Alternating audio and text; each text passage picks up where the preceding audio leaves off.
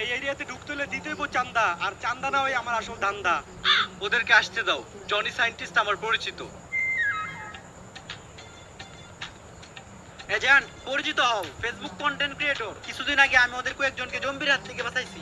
ফেসবুকে কন্টেন্ট বানাইতেন আপনি? কি কন্টেন্ট বানাইতেন একটু দেখান তো। অনুপ্রেরণার আরেক নাম শর্টস অফ লেউটার ভাই। ভাই লেউটা চাটা ছাড়া আমার আর কোনো যোগ্যতা নাই। ছোট লেউটা বড় লেউটা তাতে কোনো সমস্যা নাই। যদি ভাইয়ের লেউটা চাইটা মাসে লাখ টাকা কামানো যায়।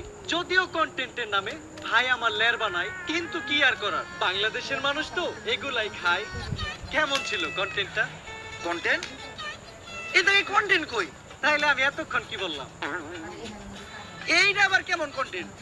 এইটাই লেউটার কন্টেন্ট। এই লেউটার কন্টেন্ট মানে কি কোনো ইনকাম টিনকাম হয়? এই লেউটার কন্টেন্ট বানায়া আমার এক মাসের ইনকাম 40 লাখ টাকা। ভাই কোনো মতে কি আমার এই লেউটার কন্টেন্ট বানানো শেখানো যায় না? শোনো, তুমি যদি আমার কাছ থেকে এই লেউটার কন্টেন্ট বানানো শিখতে চাও, তাহলে প্রতিদিন তোমার আমাকে 10,000 টাকা করে পেমেন্ট করতে হবে। কারণ আমি তোমার কাছে আমার টাইম বিক্রি করতেছি। It's call value of time. আসলে আমি একজন এজেন্ট, তো দিনের বেলা ব্যস্ত থাকি। কোনো মতে কি আমার কাছে রাইতের সময়টা বিক্রি করা যায় না? হ্যাঁ অবশ্যই, কিন্তু রাত্রের চার্জটা একটু বেশি, 30,000 টাকা। দিনের চার্জ এত কম, রাইতের চার্জ এত বেশি কেন? It's call value of back side. আচ্ছা আমি যদি কখনো নেই তাহলে রাইতের টাইম নেই নিন। উনি কে? আমি বাবা আয়না। আমার আয়নাতে যা দেখা যায় তা দুনিয়া কোথাও দেখা যায় না। তোরা কেউ আমার বিরক্ত করিস না। আমি এই দুনিয়ারে বাঁচানোর লিগা এক গভীর ধ্যানে বইছি, যা আগামী 20 বছরও ভাঙা সম্ভব না। ওই সবাই তাড়াতাড়ি এই জায়গা থেকে বাইরা, এক জাক জম্বি আমাগো দিকে আইতেছে।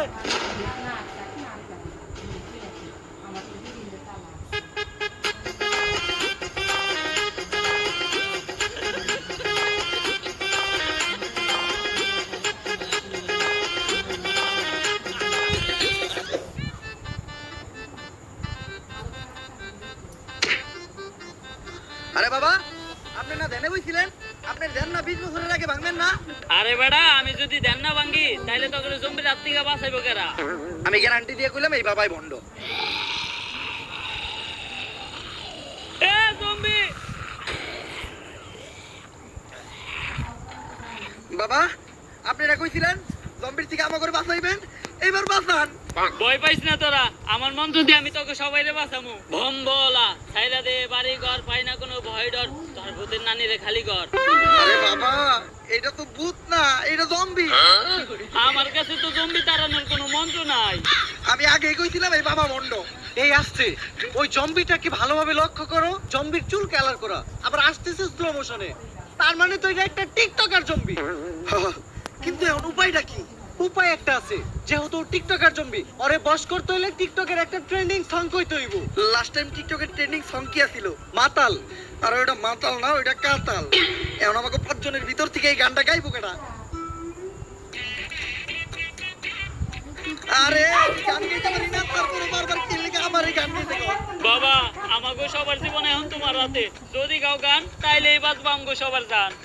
ভাই এইবারের মতো আমগো জানটা বাঁচান, দরকার পড়লে আপনারা আমার চান্দার অর্ধেক ভাগ দেবো। এই TikToker, follow me, trending song কইতাছি। মুদ্রা করো, মুদ্রা মুদ্রা।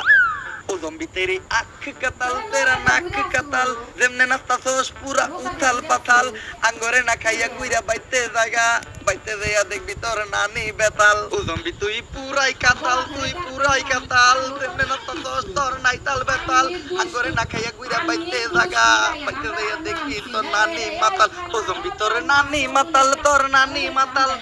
ইসরে এজেন্ট, আমি বুঝলাম না, আপনি সব গানে শুধু নানিরে টানেন কেন? ছোটবেলায় আমার বাবা মা মারা গেছে, তারপর আমার নানি আমারে পালছে। তাই নানি হলো আমার জন্য আবেগ, নানি হলো ভালোবাসার আরেক নাম। এই জন্য সব জায়গায় দিতে চাই আমি আমার নানির দাম। এইভাবে